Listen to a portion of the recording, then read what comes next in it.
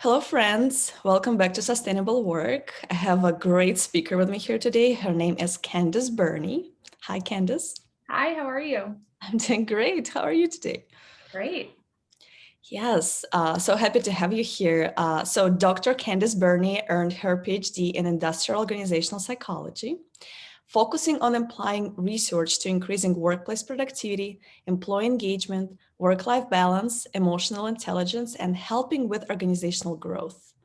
Dr. Burney was inducted into the National Society of Leadership and Success, NSLS, and stays up to date on current trends as a member of SIOP, Society for Industrial and Organizational Psychology, the coolest organization out there.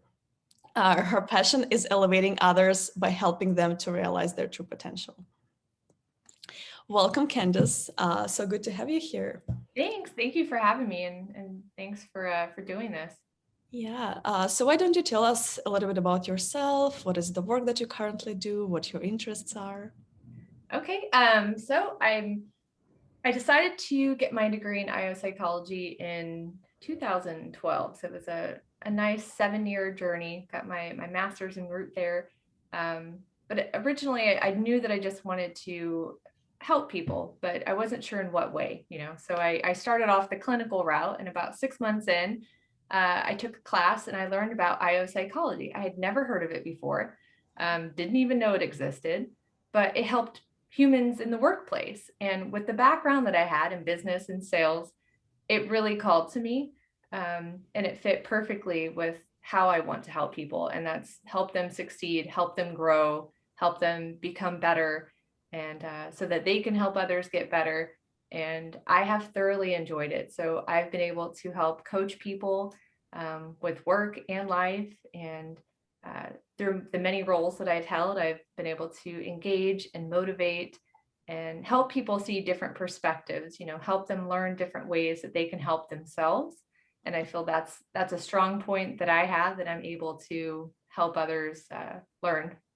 That's been really great. And my hobbies, I'll tell you about that. I love coaching volleyball. Wow. And I coached high school volleyball for 6 years. And I almost learned just as much coaching a group of teenage girls as I did in my 7-year journey. You can learn teamwork, communication. I mean, there's a whole bunch that comes with that, but thoroughly enjoy it in a different way. It teaches you all those other life lessons: patience, resilience. Totally. Wow. That's amazing. It's interesting you're mentioning your journey to IO psychology. It's very similar to mine. I also accidentally stumbled. I thought I'm going to do clinical, but then discovered social psychology. It's like, what am I going to do with social psychology? And then on an accident discovered IO psychology and realized that's the path for me. Yep. I It's love it. like, There's so much you could do with it too. I mean, you can totally. go in all these different ways. So I love it. I'm learning constantly more about it every day, and that's the best part. Yeah, it's such a hidden gem Mhm. in the I field of agree. psychology. Okay, well, thank you. So the first question I want to ask you is, from your perspective, how do you define sustainable work? Yeah, I thought about this, and it's hard not to think about it in kind of today's environment, right? With COVID and everything going on, we're experiencing kind of that work life and that home life blend that we've, in a different capacity than more people have dealt with before. So when I think about sustainable work, I think about a place that's, absent of distractions that can, hinder one's ability to do their work or be in that workforce. And so I feel that, organizations do a great job, and they try to balance those like triple P's, right? The people, the planet, and the profit. And so that's great. And if you focus on that, you can attain that long-term success. But it essentially means that to have that sustainable workplace, I feel organizations should really focus on that health and safety and well-being of the employee. Okay, I love that you mentioned what is the three P's: profit, people, and planet. Yeah. And the planet. And Great. we're seeing more than that too, with like, green energy, or Yeah. whatever the organizational business is. I feel like they really tried to incorporate that planet aspect. And it's a great thing to have with the organizations. Yeah, and I can definitely see more and more organizations moving towards that, but not all of them yet, right? We're getting there. We're Progress. not there yet. Yeah. So where do you see, for you working with organizations, where do you see the blind spots? What do they tend to focus on more than perhaps doesn't lead to the best results, or the most sustainable results possible? Well, the gap that I'm seeing right now, or that I was seeing, that I'm seeing improvement on, is that diversity piece. Mhm. And so with many things that have happened in 2020, I see a lot more diversity and inclusion in the workplace. And if you're, looking at job roles and what companies are looking for today, you're going to see a lot more of those roles coming up. And I think that that's been a missing piece in many organizations in the past, that we're starting to improve on, that I've seen. Mhm. Okay. Great. Thank you for mentioning that. And I guess let's dive into the diversity and inclusion piece for the moment, since you brought it up. So Yeah. then, why having focus on diversity and inclusion creates a more sustainable workplace? Well, if you think about it, I mean, if you put all the decision makers and you sit them at a table and they all look alike and they all think alike and they all have the same backgrounds, you're not going to get that far. I mean, you all get to the same place. But if you want to grow and you want to build and you want to be resilient, it's so beneficial to have decision makers sitting at a table with you that have diverse backgrounds and experiences. Because when we have things come up like COVID, or other disasters that maybe one person has experienced some form of it that others haven't, you're going to survive in some capacity. And if you play the stock market, you can think of it like the stocks. You don't put all your eggs in one basket, right? Right. You divvy up your money other places, just in case one doesn't work out. You're still going to be sustained with your money. So you can kind of use that as an analogy for your people, and put your money on different experiences and build your business. Yeah, that makes so much sense. Makes me think about, well, two things. One, who are you serving as a company, as a business, right? Who are your customers? Who are you serving? And if everyone on your leadership team or on your team looks alike, you can't really serve the entire population. You'll end up serving just one type of population. And then the other thing, I think you said it beautifully, having those multiple perspectives really gives you ultimately a better solution when the problem arises. Well, and it helps you grow too, right? I Yeah. mean, it's if you can be open to other people and learn from them, I mean, you're just making yourself smarter, right? So Mhm. always looking to grow and be better and learn from others, I think is a great quality to have, no matter who you are. Mhm. Yes, thank you. So, okay, thank you for mentioning it. I think it's an important topic to discuss. But I want to talk about a different thing with you. So we talked about self-accountability, right? And how that is important for sustainable work from an individual perspective. So can you talk a little bit more about that? Why self-accountability and what is it? Yeah, so I feel self-accountability, as it pertains to employee engagement specifically, is important because, organizations, have done a phenomenal job, mostly with providing a positive workplace and trying to engage the employees and motivate employees the best that they can. So what I've learned though about engagement is that it's a two-way street. Just like any relationship, whether it's personal or business, it takes two, right? So both people have to be engaged, regardless of the circumstance. And so organizations have a duty, to consciously create a workplace where employees can thrive, right?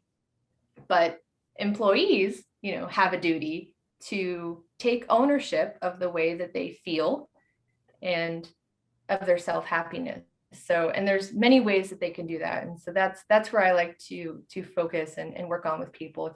if you feel like you are not engaged, what are the things that you can do to help yourself get engaged? So, you can communicate and learn why and create a plan for yourself. But you have to kind of step back and think about the things that you can control, and in what ways can you engage yourself. Mm-hmm. I can definitely see that. So when you work with people, what do you see, I guess, their biggest obstacles to taking that self-accountability? Like, where are they not there yet?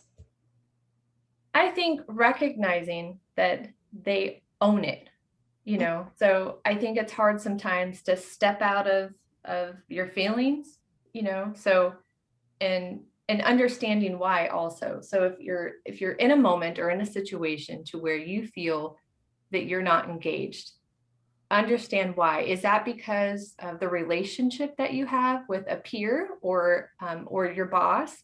Then that's going to start with communication.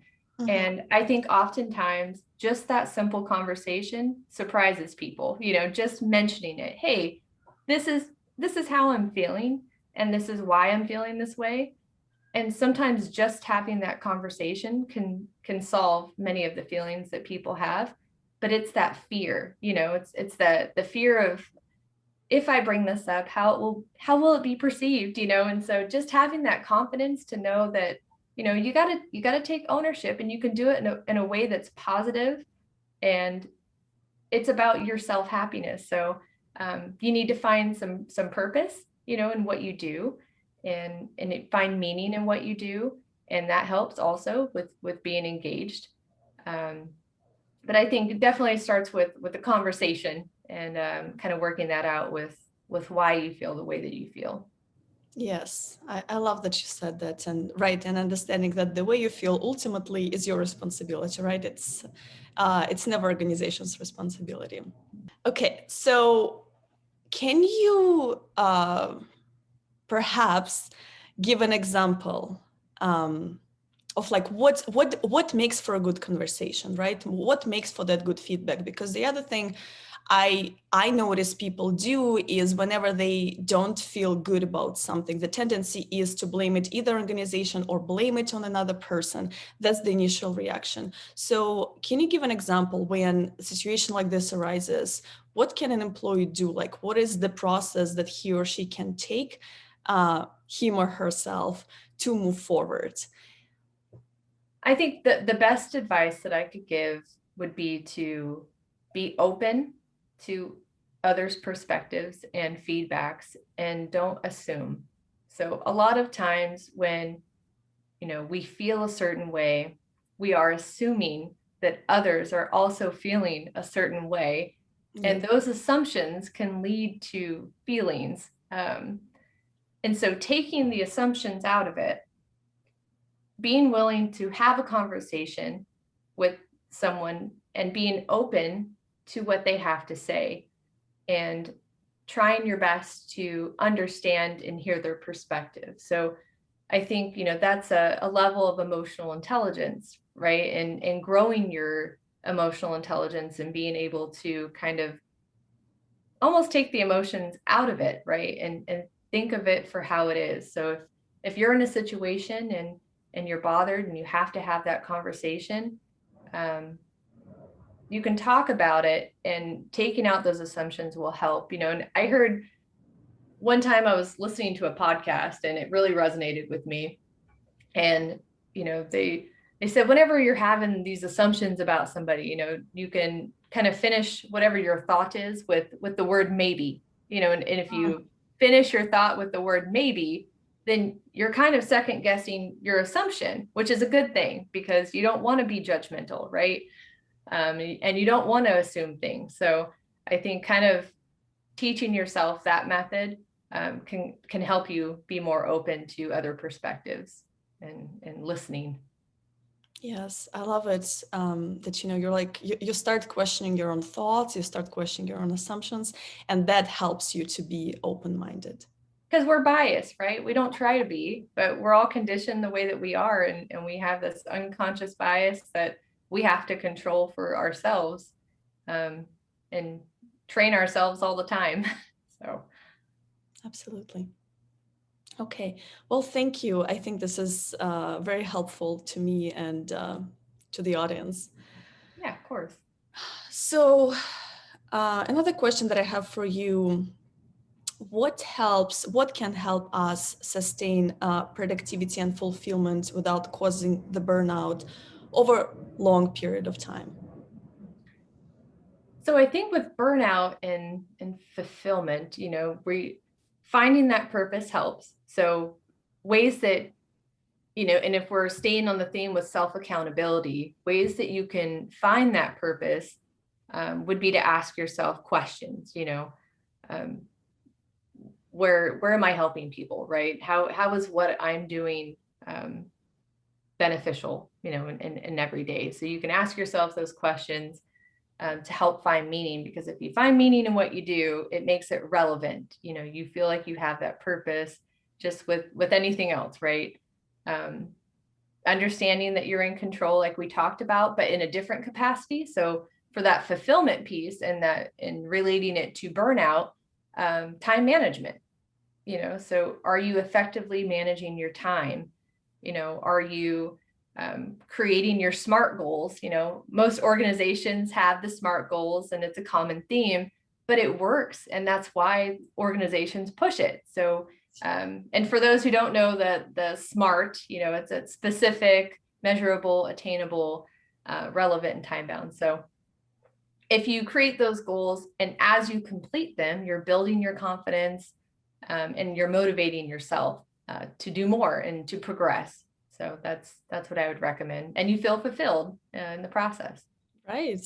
Yes. That's amazing. And I think, yes, everything you said again relates to self-accountability, right? Because it's no one's responsibility. It's not the organization's responsibility to define my purpose for me, to make Right. me feel good. It is mine, right? And ultimately, if there is ever come a time in life that I've done everything I could to stay engaged in this organization, that I'm truly aware of that, right? I've done everything I could, and I still don't feel engaged and don't feel aligned. It's my self-responsibility to decide whether this is a place where I want to stay or not. Right. Okay, thank you. So speaking of a little bit a larger perspective in terms of businesses, right? So we talked about self-accountability on the side of the employee. So if we talk about businesses, how can we create businesses that sustain results long term? So I think that goes back to the diversity piece. I think in order to create a business that could sustain long term, we create an environment of unlike minds. Um, and if you build that framework of those different backgrounds and perspectives, you're going to have a greater chance of thriving long term as an organization. Mhm. And earlier talked about that the shift you're seeing right now after 2020 Yeah. uh, is that there is definitely a bigger focus on diversity now. There is finally a shift. I think we've talked about, at least in our field, in IO psychology, about diversity and inclusion for a long time, but I also see shift happening now. Mm-hmm. So why? Like what changed? Of course, there were the events, but something Right. that were the catalyst, but what changed within people's minds, or organizations that really took them to the next level? I mean, I think obviously the Black Lives Matter movement definitely hit home, I think, for a lot of people, and created the necessary buy-in for at least that realm of diversity, right? But also opened up the doors to understanding that diversity is more than like what we see in the mirror, right? Diversity and inclusion includes the different backgrounds, the different experiences, the different perspectives and education levels, even, and incorporating those different backgrounds to help um, make everybody feel at home. regardless of their background or their experiences. Similar to what you said earlier, if employees can relate to the people that they're looking up to, if they're like them, then they can relate better and potentially feel more at ease, right? More comfortable, more trusting in the environment that they're in. Mm-hmm. I just can also speak to my own experience in 2020. Well, where I myself had a moment of, maybe I don't know, like this moment of like the next level of awareness about my own bias, Mm-hmm. and being like, oh, well, yeah, maybe I don't know. Maybe I should listen. And yeah, so for me, that piece was becoming myself more open-minded and starting to listen. Even if I may not understand at the moment, right? I may not understand, but can I just listen and think that this is possible for another Right. person? Yeah, you're exactly right. And being able to understand that maybe I don't know, maybe there is more to learn, and what can I do to help? And so I think that what can I do to help has opened up those doors in that way that we've seen. And it's just a start. Yeah. But it's a good start. Yes, I agree. It is a good start. And, also makes me think about some other interviews that I've had, and we talked about leadership. What you just said, right? That quite a few speakers said that leadership is, right, it's not about being the person who, I guess, leads in a traditional sense, like giving directions, which it's true, it is the purpose of the leader to give direction, but it's not about always being right. It's actually a lot about self-inquiry and providing support to the employees and being in service too, right? So how can Right. I help you? What do you need from me? For me to help you shine, because Right. I know you're like valuable person and you're bringing so much benefit here. Like, what can I do for you? So it's what you just said just really brought me back to that point about Yeah. And when you help someone, whether it's coaching or just a peer, even that feeling of understanding that you helped mentor someone, you helped teach them skills that helped them grow and get promoted or find that dream job that they wanted. There's no better feeling in the world. Making other people better is the best thing in the world. And if then they take those skills that you taught them and they teach other people, well, then you're just spreading the knowledge and the positivity. And there's nothing greater in my opinion than that. Yeah, I agree with you. Again, from personal experience and observations, definitely. Not a feeling that's better than that. So, but I still, even though I personally can attest to what you said right now is true, I still notice people, including in leadership and management positions, sometimes not taking that approach, right? And coming from more of like a self-interest, I get, or maybe even self-protection perspective. So what do you think about that? It's like, what is your experience with this? So if from I'll look at it, I'll continue our theme here of from the self accountability, and I'll look at it from the employee perspective. And if that's a situation that you're in, you got to go through those motions, right? You got to ask yourself, why do I feel like this, and can I have a conversation, and can I create that plan? And like you said, sometimes you can create that plan, and you do go through the motions, and that's when you decide if that's the right position for you or not. But I think many employees may avoid that conversation and may just jump ship too quickly, right? Yes. Having that conversation, some people don't know, and some people became leaders before they were ready, right? So we have to give that leader the benefit of the doubt. So maybe they don't know what they're doing. And if someone came up to them and said, hey, look, I'm feeling this way because of A, B, and C, or when you do this, it makes me feel this way. And you can help your leader grow even if you report to them. So think about those ways and have that confidence to acknowledge that having that conversation can help both of you. And maybe you don't have to spend that time looking for another job, and you could be happy just where you're at before you make that decision.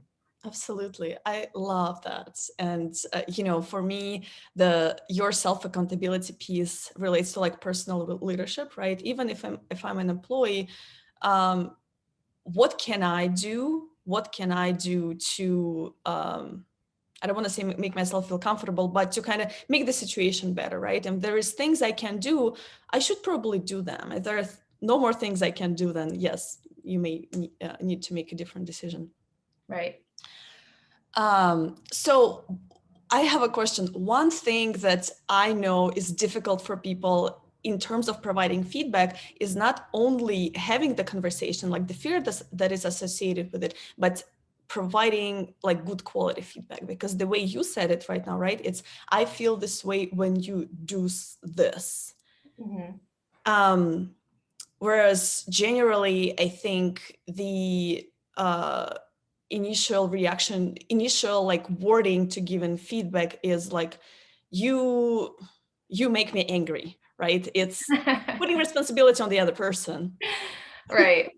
So Right. like, how can people get better at this? Because I definitely see this as a challenge for people to learn to like decipher the situation in terms of behaviors and feelings.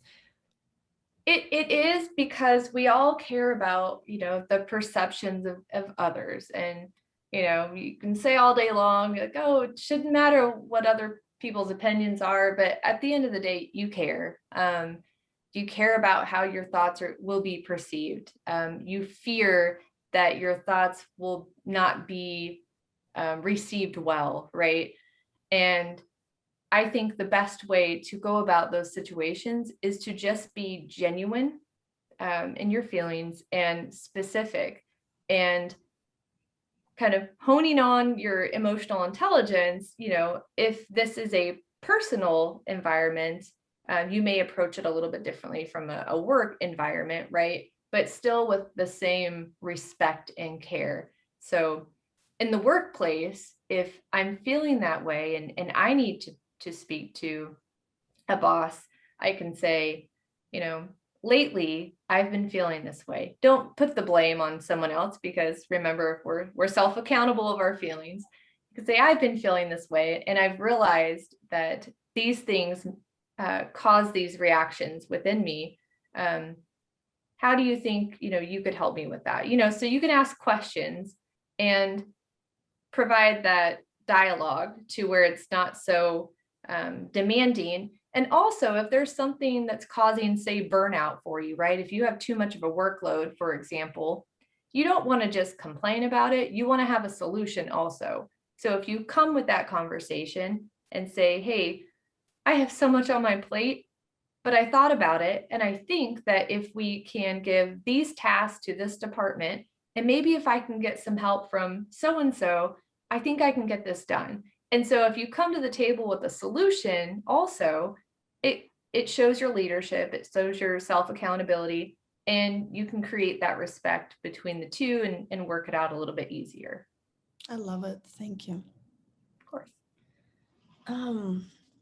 Okay, and then, the other thing that I want to ask you is that's particularly very important to me. And I think speaking to other people, it is important to them also, in terms of having their work as related to purpose in some way. So, and speaking about long-term, how in the life of an individual work becomes a long-term contribution to life, like to my life, to my organization, to the community, to the society, to whomever, but like how can you make work contribution? So I think it starts with finding the purpose, in what you do. You're open to people who are not like you. So learning the different perspectives from, if you're in an organization, different department heads. So get to learn more about the different departments and what they do, because it can make you more well-rounded, right? So if you understand all of the different perspectives on top of the purpose of your work, then you can go and make that contribution, and build people up. So I think that, building people up with your experiences and sharing your knowledge, just like we were talking about before, they're going to share other people. So they're going to share what they learned from you with other people. They're going to help them grow. And that's where that long-term contribution comes into place. So it's continuous learning, from your path. And that's how you become a contributor in a positive way. Yeah. Yeah, and it's like creates a ripple effect too. Mm-hmm. Yeah. So I think purpose is such a broad term that also gets talked about a lot. So what is it like? How do you find a purpose? Well, you ask, and it could be whatever task that you're doing. So if you're a teacher, what am I doing as a teacher to make one's life better? So a little easier for a teacher, right? Providing education and growing the knowledge of others. If you're a janitor, you're making this place clean, which in the realm of COVID, one of the most important jobs right now, right? You're making this a safe environment for people, to where they won't be fearful to come into this building. If you're a coach, what lessons beyond technicalities did I teach my players today that they could take with them as they grow older, and they're going to remember, as a human, not just a volleyball player. So just asking yourself that question, what did I do, or how did my work today contribute to the life of someone else? And that's how you find the purpose in your role. That's beautiful. What comes to mind that I think, there is the interplay, right, between my personal purpose and my thoughts about my beliefs about the importance of my job and what it brings to the society, and then perhaps also some assumptions or beliefs that the organization or the society or a group of people have about that job. So, and I feel like, especially if we also talk about self-accountability, even though I can be self-accountable for my own feelings, right, and find that purpose, it seems like if there are negative perceptions about the work I do or about me in the larger group, that would still have a negative effect on my experience. So Yeah. what do you think about that? As you were talking about that, I immediately think of that imposter syndrome, right? And it's something that I still deal with, right? I mean, I'm an IO psychologist. I studied human behavior in the workplace for 7 years. I've done research galore. I've helped I don't know how many people, right?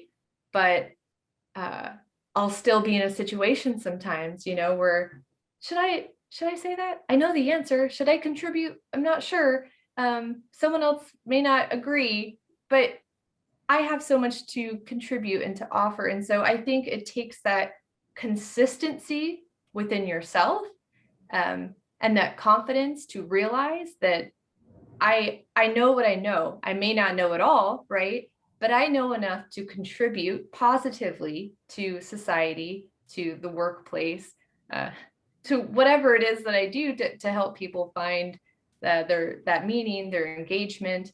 And I can also relate it to school. I got my degree online, and when back in 2012, when I was looking for a place to go to school, I had to work full time. I was a single mom. I had 2 little girls, and I didn't have a choice. If I wanted to go get my degree, it was an online school. And so I found the University of Phoenix. And at the time it was like University of Phoenix or Kaplan, right?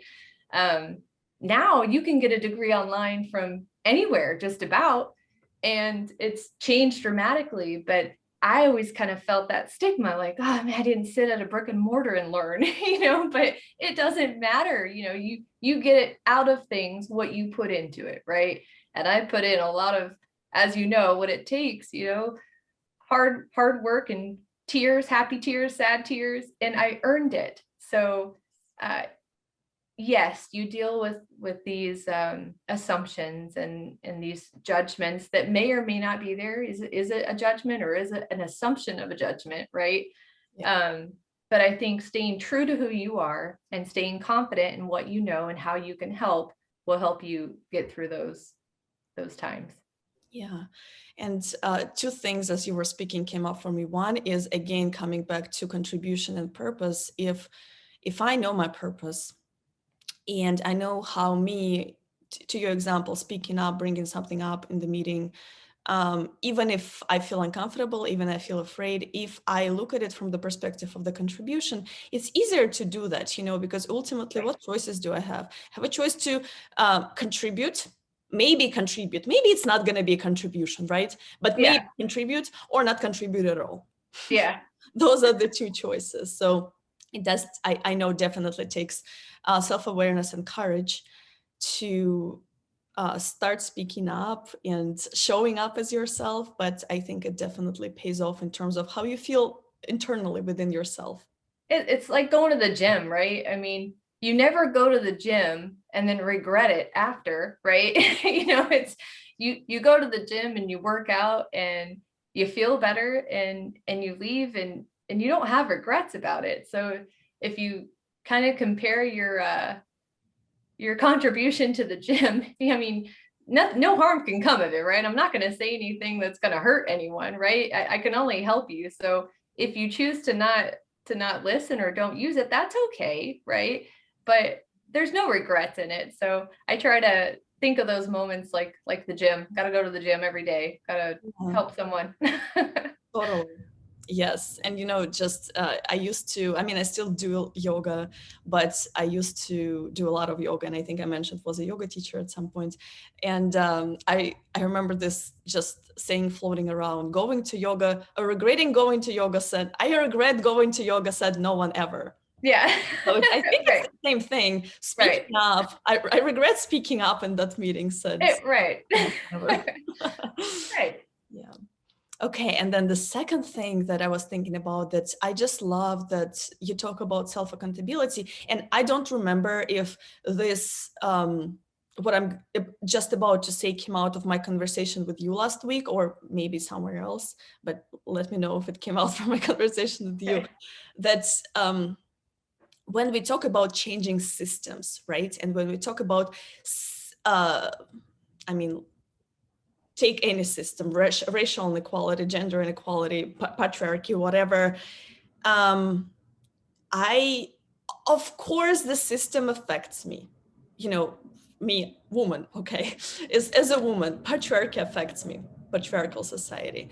But what choices do I have, right? I have a choice to stay in status quo and do nothing, or I have a choice to work against the system. Right. That's the self-accountability piece, where if I am self-accountable for my own beliefs and acting in alignment with my values and the change that I want to see in the world, then I can change the system, maybe, or contribute to change the system. You can, if the way that you need to look at it, nobody will have higher expectations of me that I have of myself, right?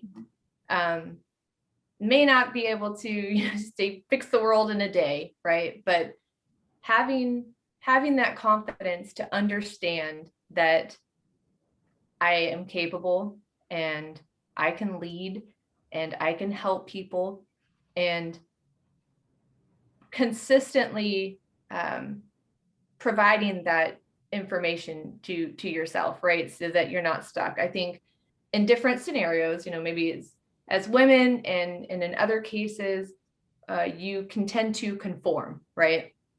And so perhaps I'll say in situations you may say, okay, well, you know what, I may be the only woman in the room, right? So they may not listen to me. I'll just not say anything. I'll just sit here and listen. But as you said, what good is that going to do, right? So even if your perception is that the other people in the room won't care about your opinion, well, then change that, right? Yeah. Be confident, say something really smart that they can use and learn from, and show them that, hey, I can contribute. I'm in this room just like you're in this room, and we can do this together. And this is what you can learn from me, and this is what I can learn from you. And it takes courage, right? But have that confidence to know that you can contribute and you are there for a reason. And if you are sitting in a room and you do happen to be the only anything in the room, you're in the room, right? So Yes. use your platform and build on it. So yes, I love it. You are in the room. you're in the room. You got there. So don't feel bad about it. Yes. Yes. Thank you. Great. Okay, well, I think you've talked about a lot of strategies, right, to for people to stay self-accountable. So if we can just like summarize them, right? If you are working with the person, working with the client, or like give an advice or like a roadmap to our audience, like if I want to start my journey to self-accountability, like what path should I follow? I mean, it starts with the question, right? So to hold yourself accountable, the best advice that I would give is just to ask yourself a question at the end of every day. So if at the end of every day you can say, did I do my best? And if that answer is yes, you're progressing, right? And it could be whatever it is. Did I do my best on that Zoom call today? Was I engaged, or did I have my camera off and was I multitasking?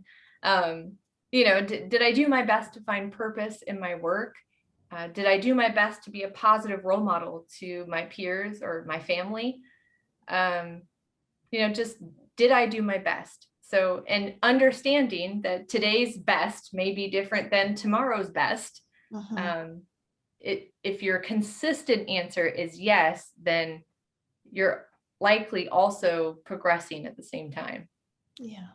And I love that you are constantly referring to like learning, right? Because if my answer today is, did I do my best on that Zoom call, or right, the example that you brought up, or was my camera off? Okay, well, maybe today that was my best, right? It was Right. my best. But do I want to do better tomorrow without any like feelings of shame or guilt, but strictly from the perspective of continuous learning and how can I become more and more aligned with the person who I really want to be? Right. Yeah. Well, thank you. So, I mean, I think this has been a very inspiring conversation to me, and I love how you are able to present this somewhat complex ideas in very simple words and terms. It was so easy for me to understand what you were saying. I think that's a very valuable quality in any person, but particularly in IO psychologists. So thank you. Thank you. I appreciate it. Yeah. So if people want to work with you or find you, how can they do that? Well, you can call me. I'll get my yeah. I can provide my phone number. It's 916-223-0588. You can leave a message or a text message, and I can get back. Happy to help anyone who needs any help, and reach out, life or personal. I'll be there for you. So I'm good for that. Okay. Okay, well, that's great, Candice. It was so good to have you here. And if you want to find her, you know how. You can reach out to Candice by phone. Thank you so much for your contribution. Thank you. I appreciate it. Have a great day. You too. Thank you. Bye.